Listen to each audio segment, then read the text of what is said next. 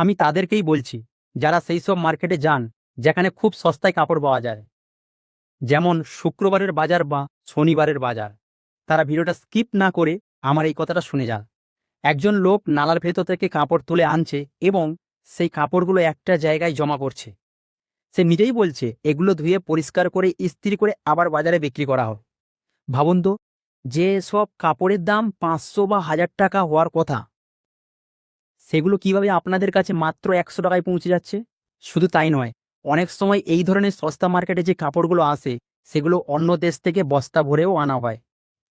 এগুলো অনেক সময় কারো পুরনো কাপড় হতে পারে, এমনি কি কোনো মৃত মানুষের ব্যবহৃত করা কাপড়ও হতে পারে। তাই ভাবুন, যদি আমরা সেই সব কাপড় পরে থাকি তাহলে কেমন ধরনের শক্তি বা প্রভাব আমরা নিজেদের সঙ্গে নিয়ে চলছি। এমনি কি অসাবধানতায় কোনো রোগও ছড়িয়ে যেতে পারে। তাই কোনো জিনিস খুব সস্তা বলে সেটাকে ভালো বা নিরাপদ মনে করা ঠিক নয়। কেন এত সস্তা সেটা একবার ভেবে দেখা দরকার।